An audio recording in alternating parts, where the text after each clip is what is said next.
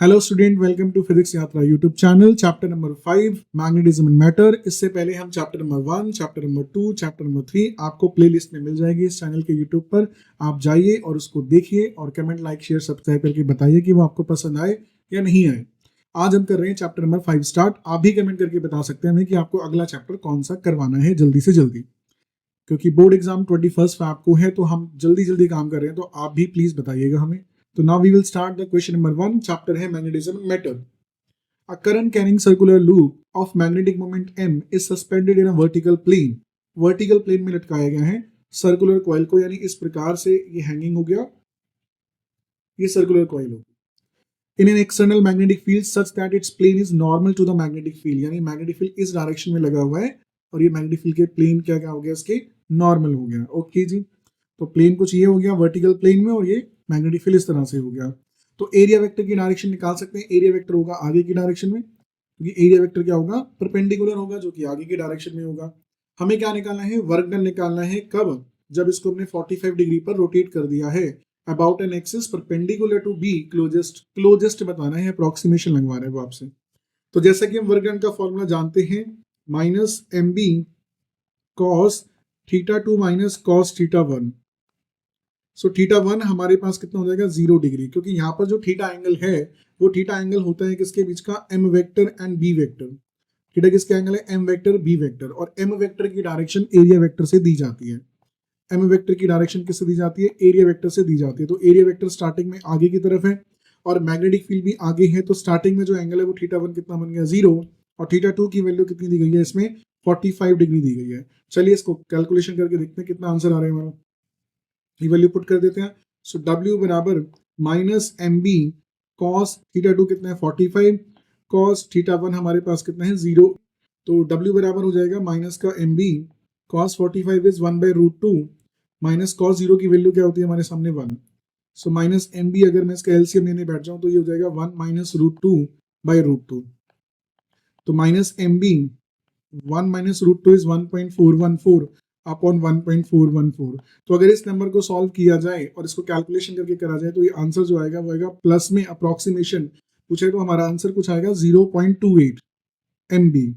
लेकिन ऐसा कोई ऑप्शन नहीं है, तो अप्रोक्सीमेट इसके क्लोजेस्ट ऑप्शन क्या है, 0.3 MB प्लस में आएगा हमारा आंसर।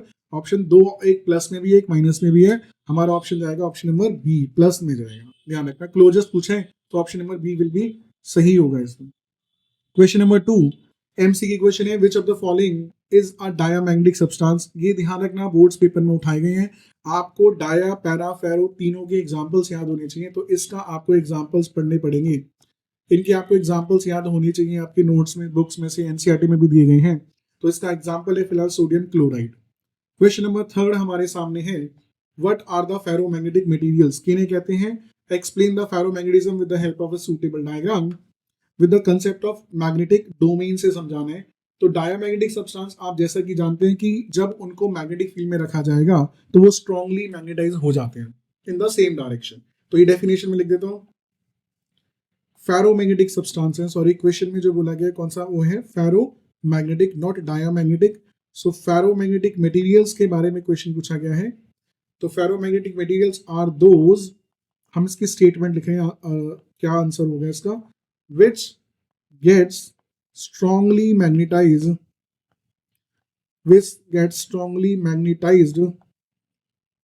when placed in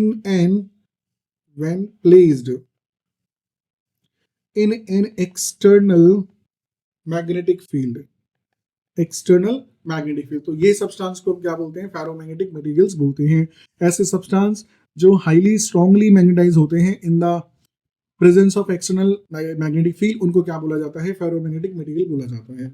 आगे डोमेन थ्योरी समझानी है आपको। तो डोमेन थ्योरी में ये डायग्राम जो हमने बनाया हुआ है ये इसके सॉल्यूशंस में ही है, ये क्वेश्चन में नहीं दिया गया था, ये आंसर है।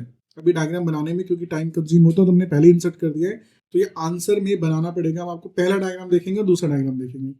तो हम ए डायग्राम को फॉलो करते हैं। ए डायग्राम को आप देखेंगे, ए डायग्राम में क्या है, absence of magnetic field, absence of magnetic field. अगर आप ध्यान से देखेंगे इसको बड़ा करके तो ये सारे रैंडमली जा रहे हैं। देखो ये कहाँ जा रहे हैं, ये किधर जा रहा है, ये ऊपर है, ये नीचे है, ये राइट है, ये डाउन है, ये डाउन है। तो सारे in the absence of magnetic field, हम यहाँ पे क्या देखेंगे, in the absence of magnetic field. आप डायग्राम को देखें, दे आर, शब्द क्या है हमारे सामने, रैंडमली, शब्द क्या है हमारे सामने, रैंडमली ओरिएंटेटेड, ओरिएंटेड, सारे टेढ़े मेढ़े भाग रहे हैं, और इसीलिए इनके पास मैग्नेटाइजेशन जो होगी, या तो वो बहुत क्या होगी, वीक मैग्नेटाइजेशन होगी, बहुत क्या होगी, वीक मैग्नेटाइजेशन होगी, क्योंकि वो एक डायरेक्शन में एक्ट नहीं कर रहे हैं। लेकिन अगर डायग्राम नंबर बी को देखें तो आप डायग्राम देखो, सारे एक ही डायरेक्शन में है, सारे एक ही डायरेक्शन में जा रहे हैं। कब, जब आपने मैग्नेटिक फील्ड इसमें लगा दिया है। तो आप इसमें क्या लगाएंगे, in presence of magnetic field, in presence of magnetic field, वो क्या हो जाएंगे, एक वो सारे सारे एक ही डायरेक्शन में बैठ जाएंगे, यानी डोमेन्स, इनको जो एरो बनाए उनको क्या बोलते हैं, domains arrange themselves, arrange themselves in the direction,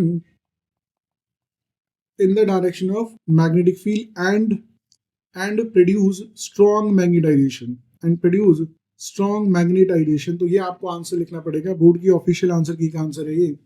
तो क्वेश्चन पूछा गया था आपसे कि डोमेन थ्योरी पे आप कैसे एक्सप्लेन करोगे। तो क्या करेंगे, पहला डायग्राम बनाएंगे, इसमें बताएंगे कि in the absence of magnetic field, जब हमने मैग्नेटिक फील्ड ही नहीं लगाया तो ये रैंडमली ओरिएंटेड है, यानी टेढ़े मेढ़े घूम रहे हैं, तो मैग्नेटाइजेशन क्या होगा, वीक होगा। जब हम प्रेजेंस ऑफ मैग्नेटिक फील्ड की बात करेंगे तो डोमेन्स क्या है, एक डायरेक्शन में अरेंज कर जाएंगे, अपने आप को अरेंज कर लेंगे in the direction of magnetic field, और इस मैग्नेटाइजेशन क्या होगा, बिल्कुल स्ट्रांग होगा। ओके जी, moving to the question number, ये कौन सा हो गया हमारा, third. Now we move to the question number 4, which of the magnetic susceptibility of a diamagnetic material is. तो इसका आंसर सबको पता है, आंसर होता है small and positive, small and positive. Question number 4 है, the magnetic susceptibility for a diamagnetic material is. तो diamagnetic material जो होते हैं उनकी ससेप्टिबिलिटी क्या होती है, नेगेटिव होती है एंड स्मॉल होती है। तो ऑप्शन नंबर कौन सा सही होगा हमारा, option number A will be correct. Diamagnetic की ससेप्टिबिलिटी क्या होती है, नेगेटिव, बाकी सबकी क्या होती है, पॉजिटिव। क्वेश्चन नंबर 5 है हमारे सामने, विच of the following pairs is the paramagnetic materials. Again examples पूछेंगे आपसे, तो आपको एग्जांपल याद होने चाहिए। इसका करेक्ट आंसर है sodium and calcium. Question number 6 है हमारे सामने, एक आयरन की निडल है, इसको एक बार मैग्नेट के नजदीक रख दिया गया है, तो इट एक्सपीरियंस, पे क्या क्या एक्सपीरियंस होगा। बार मैग्नेट के दो पोल्स होते हैं, नॉर्थ पोल और साउथ पोल, इसके पास रखा गया है किसको, एक आयरन की निडल को। तो इसका आंसर ऑप्शन नंबर सही है बी। इस पे फोर्स भी लगेगा एक अट्रैक्शन का, और एक टॉर्क भी लगेगा, जिसकी वजह से ये रोटेट करना स्टार्ट कर देगा। Question number 7 we have, which of the following material has its magnetic susceptibility in the range of इतना। तो अगेन एग्जांपल्स हैं, वैसे देखा जाए तो ये पॉजिटिव एंड स्मॉल है। पॉजिटिव एंड स्मॉल जो होती है वो आंसर होता है हमारे सामने पैरामैग्नेटिक का, और पैरामैग्नेटिक का ऑप्शन है ऑप्शन नंबर ए, एल्यूमिनियम। आपको एग्जांपल याद होना चाहिए, aluminium. Question number 8 and the last question of this video, a bar magnet has a magnetic moment of इतना। सो मैग्नेटिक मोमेंट कितना दिया है हमारे सामने, 2.5 जूल पर टेस्ला, और मैग्नेटिक फील्ड की वैल्यू कितनी है, 0.32। तो ये क्वेश्चन सबसे पहले वाले क्वेश्चन पे बेस्ड है। हमें क्या निकालना है, अमाउंट ऑफ वर्क डन निकालने हैं। पहले अलाइंड है उसी डायरेक्शन में, तो θ1 इज योर 0 डिग्री, और θ2 उसने क्या बोला है, नॉर्मल। फर्स्ट पार्ट में क्या बोला है उसने, नॉर्मल, तो θ2 क्या ले लेंगे, 90 डिग्री। यानी हम फर्स्ट पार्ट में θ1 तो लेंगे 0 डिग्री, और θ2 क्या हो जाएगा हमारा 90 डिग्री, क्योंकि वो एक ही डायरेक्शन में क्या है, अलाइन किया गया है। तो चलिए देखते हैं हमारे सामने क्या आंसर आ जाएगा। तो फॉर्मूला हम जानते हैं कि क्या होता है, वर्क डन का माइनस का mb cos θ2 माइनस cos θ1। तो वैल्यू डाल देते हैं, n की वैल्यू कितनी है, माइनस का 2.5, b की वैल्यू कितनी है 0.3, cos θ2 कितना है हमारे सामने 90, cos θ2 की वैल्यू कितनी है 90, और cos θ1 की वैल्यू कितनी है 0। तो उसको मल्टीप्लाई करेंगे, जैसा कि हम जानते हैं cos 90 की वैल्यू क्या हो जाएगी 0, cos 90 क्या हो जाएगा 0, cos 0 क्या हो जाएगा 1, और माइनस माइनस क्या हो जाएगा प्लस। तो यू विल गेट प्लस में 0.32 इंटू 2.5, इसे आप मल्टीप्लाई कर दीजिए तो आंसर आ जाएगा 0.8 जूल। तो फर्स्ट पार्ट का आंसर ये आ जाएगा। सेकेंड पार्ट देखते हैं। सेकेंड पार्ट में क्वेश्चन में बोला गया है कौन सी डायरेक्शन में, अपोजिट डायरेक्शन में। कहां पर किया गया, अपोजिट डायरेक्शन में किया गया है। तो W बराबर किसके हो जाएगा, माइनस MB cos θ2 कितना हो जाएगा इस बार 180, θ2 कितना हो जाएगा 180, और θ1 कितना हो जाएगा cos 0, cos 0। चलिए तो इसको सॉल्व कर देंगे। cos 180 की वैल्यू क्या होती है -1, तो -1 cos 0 1, तो कितना हो जाएगा प्लस का 2MB, और आपकी वैल्यू डाल दीजिए 2। m की वैल्यू क्वेश्चन में हमारे सामने कितनी दी गई थी 2.5, बी कितना था 0.32, मल्टीप्लाई करेंगे तो आपके सामने आंसर आएगा 1.6 जूल। क्वेश्चन का थर्ड पार्ट, ये वाला पार्ट हमारा डन हो गया, इसका नेक्स्ट पार्ट भी होगा, ये रहा बी पार्ट, ये रहा। What is a torque on the this case, first case में निकाल रहे हैं टॉर्क। टॉर्क का फॉर्मूला होता है M B sine theta, M B sine theta. M कितना था 2.5, बी कितना था 0.32, थीटा कितना है, फर्स्ट केस में थीटा कितना था नॉर्मल यानी 90 डिग्री, तो मल्टीप्लाई करेंगे साइन 90 की वैल्यू 1, मल्टीप्लाई करेंगे तो 0.8 न्यूटन इंटू मीटर।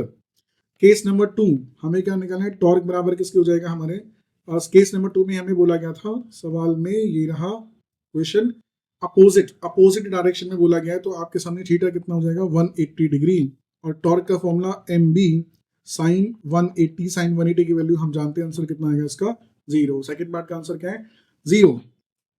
तो thank you for watching, keep watching and please like share and subscribe. Comment कीजिए बताइएगा कि वीडियो कैसी लगी और नेक्स्ट चैप्टर आपको कौन सा चाहिए। Thank you so much.